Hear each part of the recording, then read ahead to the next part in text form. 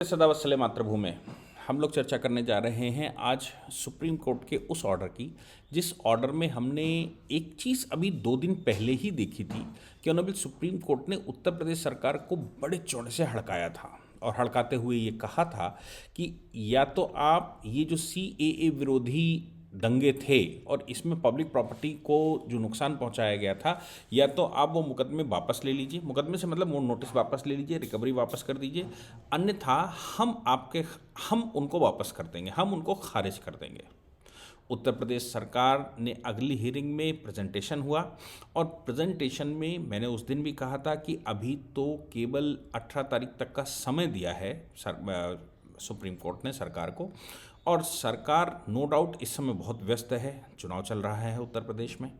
और ये भी बिल्कुल तय बात है कि ये जो प्रक्रिया है, इस प्रक्रिया में अगर उत्तर प्रदेश में बाई चांस 1% भी, हालांकि चांस नहीं है कि योगी जी की सरकार ना बने, लेकिन अगर ना बनी तो क्या परिस्थिति हो सकती है, ये विचार करके देखो। क्योंकि सुप्रीम कोर्ट का जो ऑर्डर है, अगर उत्तर प्रदेश सरकार ना होती, उत्तर प्रदेश सरकार में योगी जी की सरकार ना होती और अगर अखिलेश की सरकार होती या कोई और की सरकार होती, तो फिर इनमें क्या परिणाम निकलने वाले थे, ये सोचने का विषय है।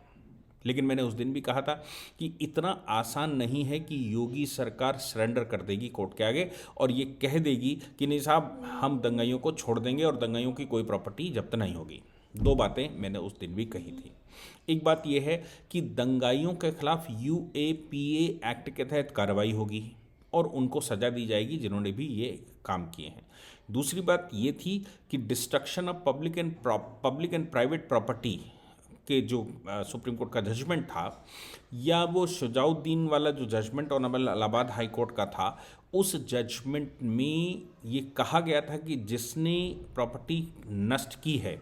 यानी कि जिसने प्रॉपर्टी की रजिस्ट्री की है, प्रॉपर्टी का पूरा पेमेंट उससे लिया जाए। तो एक बात तो ये आती, क्रिमिनल कार्रवाई की जाएगी, उनको जेल भेजा जाएगा। दूसरी बात ये भी आती कि जिन्होंने ये नुकसान किया है उनसे रिकवरी भी होगी, या ये पा लिया गया कि किसने इसका नुकसान किया है तो उससे रिकवरी भी करवा लेंगे। अब रिकवरी वाले मामलों में जब ऐसा 19 दिसंबर का मामला था, लखनऊ में 2 नोटिस हुए थे। मैं पूरे उत्तर प्रदेश की बात नहीं कर रहा हूँ क्योंकि ये चैलेंज हुआ था लखनऊ का मामला। लखनऊ में 2 नोटिस हुए थे, उसमें 276 लोगों को नोटिस किया गया था और बहुत सारे लोगों की प्रॉपर्टी जब्त भी कर ली गई थी। इसमें कुछ रिक्शे वाले थे, कुछ ठेले वाले थे, कुछ पंचर वाले थे, ऐसे बहुत सारे लोग थे। और जो सुप्रीम कोर्ट में केस गया था उसमें ये कहा गया था कि भाई ये पंचर वाले कहाँ से देंगे, ये ठेले वाले कहाँ से देंगे, या ये जो डेली रेली पटरी का काम करने वाले हैं ये कहाँ से देंगे, आपने इतनी रिकवरी इनसे बना ली, इन्होंने इतना नुकसान कर दिया, ऐसा आपने कह दिया। उत्तर प्रदेश सरकार ने कहा था कि ये बात तो तब सोचनी थी जिस समय नुकसान किया गया था, जिस समय रोड पर आप उतर कर आए थे, जिस समय आपने आगजनी की थी, जिस समय आपने पब्लिक प्रॉपर्टी या प्राइवेट प्रॉपर्टी को नष्ट करना शुरू किया था। अब तो रिकवरी होकर रहेगी, भले ही इंस्टॉलमेंट बनाना पड़े, आप जेल तो जाएंगे ही। जेल जाने के अलावा जब आप छूट कर आएंगे तो कमा कर ये रिकवरी की तरह रहेगी, और रिकवरी आपसे वैसे की जाएगी जैसे राज्य अपने दिए हुए कर्ज की रिकवरी करता है, वैसे आपसे रिकवरी होगी, आपको रिकवरी देनी पड़ेगी। इस बात को लेकर उन्होंने अभी सुप्रीम कोर्ट में गए और सुप्रीम कोर्ट में एक प्रोसीजरल डिफेक्ट फांस दिया। प्रोसीजरल डिफेक्ट ये फांस दिया कि साहब, ऑनरेबल सुप्रीम कोर्ट ने destruction of public and private property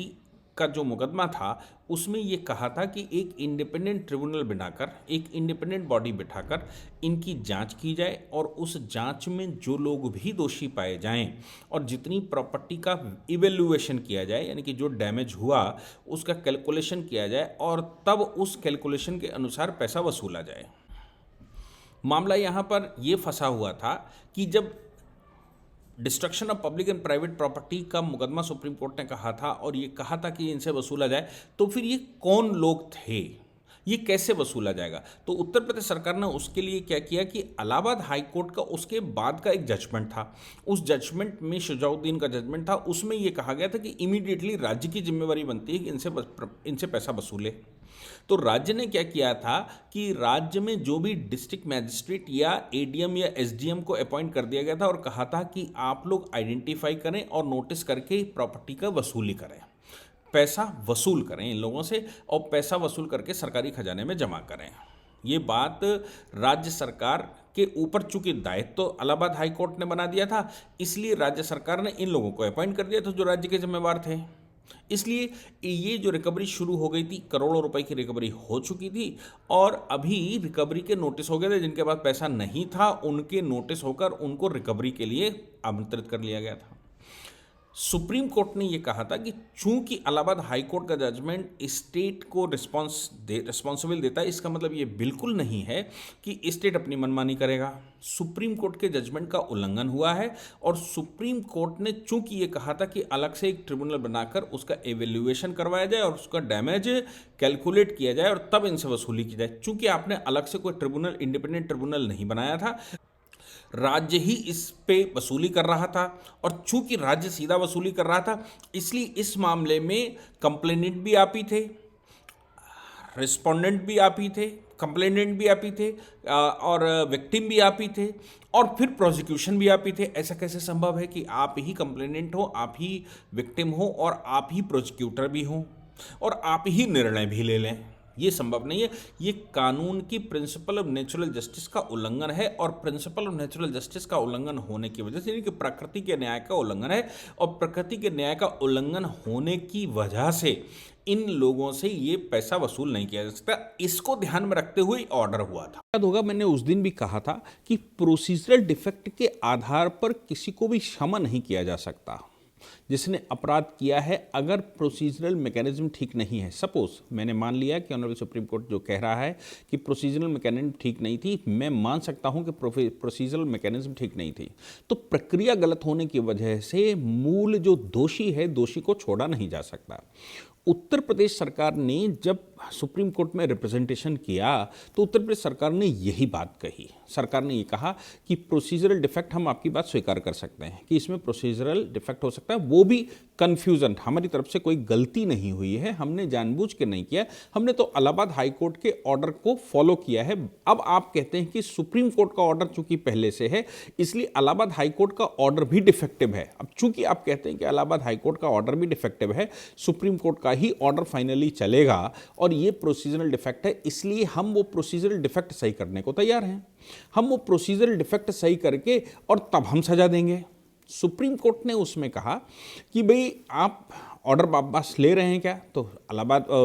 Uttar Pradesh सरकार ने बिल्कुल साफ कहा कि हाँ, ये जो हमने नोटिस किए हैं वो हम वापस ले रहे हैं और इन नोटिस की बजाय पर हम ट्रिब्यूनल गठन कर देंगे और ट्रिब्यूनल इनका कैलकुलेशन कर लेगा। जो कैलकुलेशन डीएम के द्वारा या एडीएम या एसडीएम के द्वारा किया गया है, वो कैलकुलेशन एडीएम एसडीएम की बजाय हम एक इंडिपेंडेंट ट्रिब्यूनल बना देंगे। वो ट्रिब्यूनल इनकी फाइलें ले लेगा और इनकी फाइलें लेने के बाद उस पर अपना हिसाब लगाकर बता देगा। लेकिन ये इनको माफ कर देना या छोड़ देना, ये राज्य के लिए अच्छा नहीं होगा, गलत मैसेज जाएगा और फिर ये माना जाएगा कि इन सबको छोड़ दिया गया है। तो सुप्रीम कोर्ट ने कहा कि भाई हमारी ये समझ में नहीं आता, मुझे ये बता दीजिए कि आप ये कह रहे हो कि ये नोटिस वापस हो जाएंगे। अगर नोटिस वापस हो जाएंगे तो कभी ये संभव हो सकता है कि जिन नोटिस के तहत आपने रिकवरी की हो, जिन नोटिस के तहत आपने प्रॉपर्टी जब्त की हो, जिन नोटिस के तहत आप रिकवरी कर रहे हों, वो नोटिस खत्म हो जाएंगे लेकिन पैसा वहीं रहेगा। उत्तर प्रदेश सरकार का ये कहना था कि ये जो जितना भी हमने डिपॉजिट कर लिया है, ये जो पैसा हमारे पास आ गया है, जो रिकवरी हमने कर ली है, इसको राज्य के खजाने की बजाय हम ट्रिब्यूनल के खजाने में शिफ्ट कर देंगे और ट्रिब्यूनल के पास दोनों पार्टी, जो आप कह रहे हो कि प्रोसिक्यूटर भी आप ही हैं, कंप्लेनेंट भी आप ही हैं, कैलकुलेशन करने वाले भी आप ही हैं और प्रॉपर्टी जब्त करने वाले भी आप ही हैं, यानी कि नो अपील नो दलील का फार्मूला आपने बना रखा है। आप ही ने मुकदमा किया, आप ही ने ट्रायल चलाया, आप ही ने प्रॉपर्टी का कैलकुलेशन किया और आप ही ने जब्त कर लिया। वो हम उससे बाहर हो जाएंगे। राज्य सरकार कंप्लेनेंट बन जाएगी, विक्टिम जो क्रिमिनल है, जिसने जो एक्यूज्ड है, एक्यूज्ड वहां पर डिफेंडेंट बन जाएगा और इंडिपेंडेंट ट्रिब्यूनल इसकी सुनवाई कर लेगा। हम इतना काम कर देंगे। इसलिए ये सारी की सारी प्रॉपर्टी जो है वो सब वहां शिफ्ट कर दी जाए और वहां पर दोनों अपने अपने हिसाब से क्लेम कर लें। ये कहें कि प्रोसीजरल डिफेक्ट था, वो कैलकुलेशन कर लेंगे और हम वहां पर जाकर अपनी दलील रख लेंगे। सुप्रीम कोर्ट ने कहा कि भाई ये ठीक मुझे समझ में नहीं आता, लेकिन हम ये मानकर चलते हैं कि आप ट्रिब्यूनल जब अपॉइंट करेंगे तो ट्रिब्यूनल में अच्छे लोग रखेंगे, ट्रिब्यूनल चूंकि इंडिपेंडेंट होगा, ट्रिब्यूनल के पास कोई और दूसरी जिम्मेवारी नहीं होगी, इसलिए ट्रिब्यूनल इन मामलों की सुनवाई करेगा और इन पर रिकवरी का कैलकुलेशन करने के बाद फिर से रिकवरी करेगा। सुप्रीम कोर्ट की इतनी बात तो स्वीकार कर ली गई कि भाई ठीक है, हम इनके नोटिसेस वापस ले लेते हैं, लेकिन जो कुछ भी रिकवरी पहले हो चुकी है वो रिकवरी स्टेट के पास ही रहेगी, वो रिकवरी ट्रिब्यूनल में ट्रांसफ़र हो जाएगी और अब फ्रेश नोटिस इन पर ट्रिब्यूनल के द्वारा किए जाएंगे। ट्रिब्यूनल में हम क्लेम करेंगे, क्योंकि हम कंप्लेनेंट हैं तो हम ट्रिब्यूनल में क्लेम करेंगे, राज्य सरकार ट्रिब्यूनल में क्लेम करेगी, ट्रिब्यूनल से ये कहेगी कि भाई ये इन्होंने नुकसान किया है, ट्रिब्यूनल उसके हिसाब से इवेल्युएशन करेगा, उसके बाद नोटिस करेगा फिर से। तो मामला यहाँ पर अच्छा सा हो गया। सुप्रीम कोर्ट ने कहा कि हम ये मानकर चलते हैं कि आप जल्दी से इसकी कार्रवाई करेंगे और इस पर जस्टिस होगी और प्रोसीजरल डिफेक्ट इसमें नहीं होगा। सुप्रीम कोर्ट ने ये भी कहा कि हम ये नहीं कह रहे हैं कि अपराधियों को छोड़ दिया जाए, हम ये भी नहीं कह रहे हैं कि इस मामले में कोई अपराधी नहीं है, हम ये भी नहीं कह रहे हैं कि इसमें राज्य का इंप्रेशन ये जाए कि राज्य कार्रवाई करने में असमर्थ है। सुप्रीम कोर्ट ने कहा कि आप बिल्कुल ठीक करिए, लेकिन जो इस्टेब्लिश्ड प्रिंसिपल ऑफ लॉ हैं, procedural due process of law है, सारे काम ड्यू प्रोसेस ऑफ लॉ से ही होने चाहिए, क्योंकि अगर आप आउट ऑफ टर्न इस पर काम करेंगे, प्रोसेस से काम नहीं करेंगे, तो फिर इंप्रेशन देश के खिलाफ देश में गलत जाएगा और इंटरनेशनली भी गलत जा सकता है। इंटरनेशनली तो खैर उन्होंने बात नहीं की, लेकिन उन्होंने ये ज़रूर कहा कि फिर अदालतों को निर्णय करना मुश्किल हो जाएगा और अदालतों को इस विषय पर आगे बढ़ना मुश्किल हो जाएगी, अदालतें कौन से आधार पर कैसे चलें। इसलिए हम आग्रह आपसे ये करते हैं कि आप जब ये ट्रिब्यूनल बनेगा और ट्रिब्यूनल इसकी रिकवरियां शुरू करेगा, ट्रिब्यूनल इस पर कार्रवाइयां करेगा, तो ड्यू प्रोसेस ऑफ लॉ का पालन करेगा, जिससे कि कानूनी इस्टेब्लिश्ड प्रिंसिपल्स में भी किसी भी प्रकार का कोई बदलाव दिखाई ना दे और ये लगे कि सब ठीक चल रहा है। जैसा कानून का प्रोसीजर है, जैसा कानून का राज्य भारत में है, वैसा ही कानूनी राज्य के तहत ये सब कार्रवाइयां चल रही हैं। मुझे लगता है कि ये जो उत्तर प्रदेश सरकार ने अब सही से प्रेजेंटेशन किया और सुप्रीम कोर्ट की बात भी मान ली और एक्यूज्ड को छोड़ा भी नहीं, और उनको छोड़ने की बजाय सुप्रीम कोर्ट से अपना ऑर्डर करवाने में वो सफल हो गए। मुझे लगता है इस पर जो हमने एक पूरा इसका इंटरप्रिटेशन किया था उस पुराने वाले ऑर्डर का, और उस इंटरप्रिटेशन के बाद देश में जो रिएक्शन आए थे, बहुत सारे और लोगों ने भी उसके बाद इंटरप्रिटेशन किए, और उसके बाद जो रिएक्शंस आए थे, उन रिएक्शंस के आधार पर वही तरीका उत्तर प्रदेश सरकार ने अपनाया। मैं ये नहीं कहता मेरे कहने के बाद अपनाया होगा, लेकिन उत्तर प्रदेश सरकार ने वही तरीका अपनाया और देश ने जो कहा, देश के लोगों ने, जो हजारों लोगों ने उस पर कमेंट किया और कहा था कि अपराधियों को छोड़ देने का मतलब गलत हो जाएगा और देश में गलत मैसेज जाएगा, वो मुझे लगता है कि गलत मैसेज नहीं जाएगा। मैं दूसरी शब्दों में कह सकता हूं कि आसमान से लटके और खजूर, आसमान से छूटे और आसमान से गिरे और खजूर पर लटके,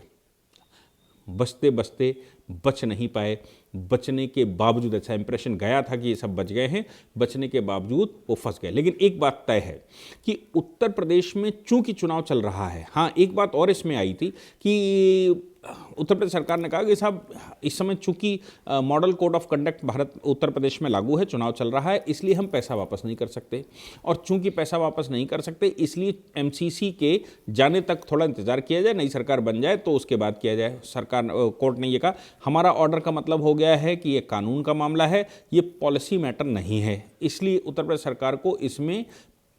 पूर्ण करने में कोई समस्या नहीं, क्योंकि उत्तर प्रदेश सरकार पॉलिसी नहीं बना रही और policy model code of conduct में बनाना रोका जाता है, ना कि कोई ऑर्डर हो गया है तो उसका इम्प्लीमेंटेशन, इसलिए आप इसको इम्प्लीमेंट करवाएं। तो इसमें एक चीज़ और बिल्कुल क्लियर हो रही है, वो ये हो रही कि उत्तर प्रदेश की अगली सरकार, यानी कि योगी जी की सरकार बैठती है या फिर सरकार बदलती है,